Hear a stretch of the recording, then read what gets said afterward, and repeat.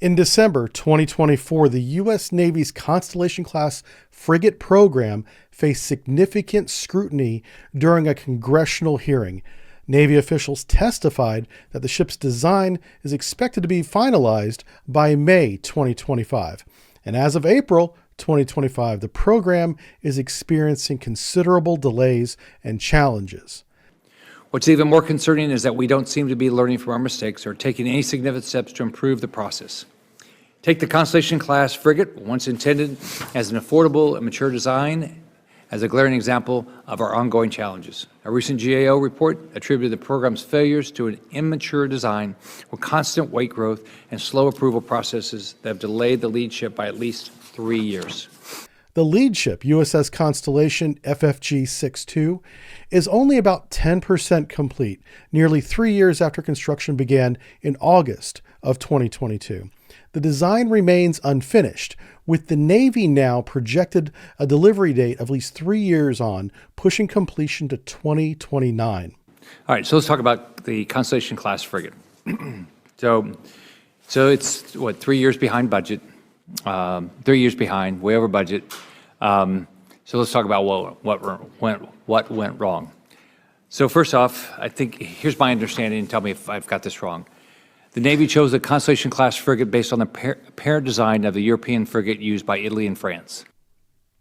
A significant factor in these delays is the extensive modification made from the original European FREM design, the parent design that they used, reducing commonality from the anticipated 85% all the way down to 15% of the original design is in the current design of the Constellation. The Navy awarded the design to Fincantieri Marinette Marine for about $800 million for the lead ship, right?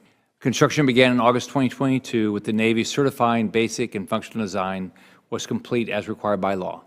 So how did a ship that started with 85% in common with the parent design fall to 15% in common with that parent design?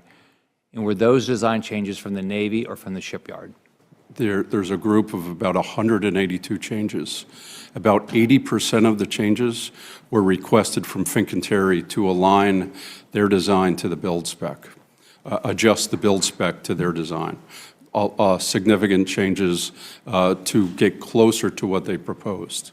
And then there was about 20% from Navy.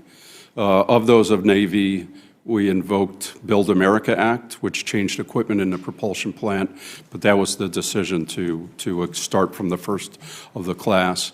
We canceled a couple systems, the MQ-8, for example, and said we'll get to that in the future. We reduced speed on the ship. There was a very significant speed requirement in Sea State 6 beyond what a destroyer would be required. So there's a combination of changes on both sides, sir. The Government Accountability Office, GAO, has criticized the Navy for initiating construction before the completed ship's design.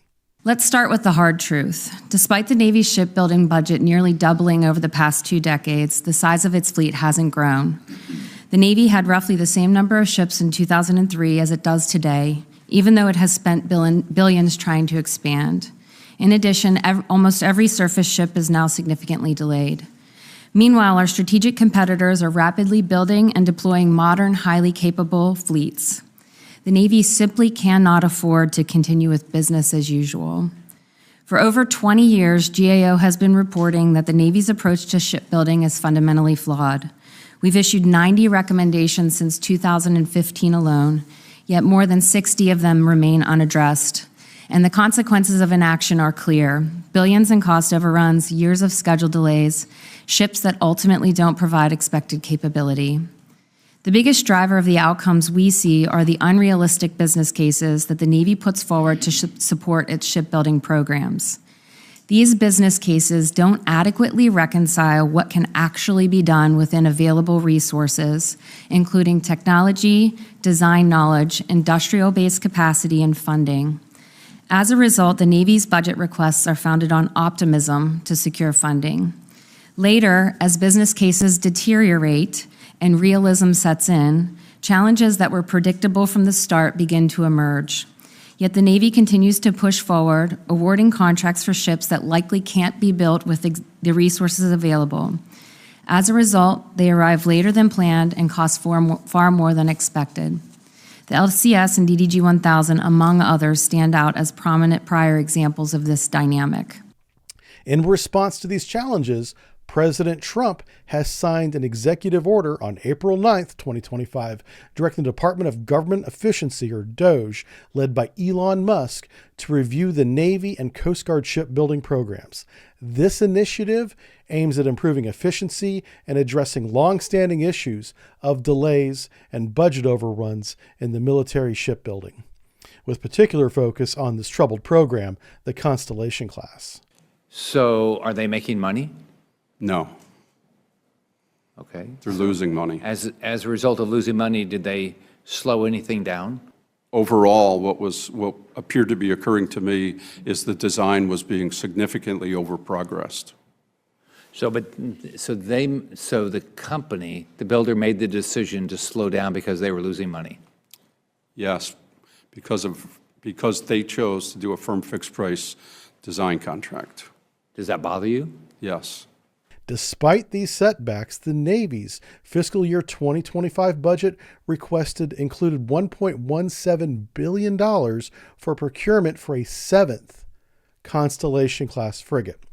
This funding decision has raised concerns amongst lawmakers. Now, in April 2025, this funding has not been finalized. The House Armed Services Committee has proposed to eliminate this allocation in their version of the Defense Policy Bill, citing concerns over the program's delays and cost overruns. This move aims to reallocate those funds, the $1.17 billion, to other priorities, such as procurement for a second Virginia class in the same year. We surged about 80 people up on site in Wisconsin with the monies invested to drive a collaborative approach to finished design. We expect that functional design will complete by this summer. You know, going back to what Senator Sullivan said, you know, the problem you have if you sit here, who's responsible? Nobody. Because we change people out all the time. So it could, like, can you say John was responsible or Sally was responsible for the frigate not being done on time? No, Yeah. In business, you could. And has anybody been held accountable? not from a termination perspective. The money is not released to FMM, to Fincantieri up there in Wisconsin. And if they don't get this design finalized by May, the House Armed Services Committee that authorizes funds is going to redirect that same money to other priorities, probably another submarine, is what we're looking at. So this is where we sit on the cusp of May, waiting to see what is going to happen. The money's not released, it's frozen. And it will remain that way and then reallocated if they do not meet the May deadline.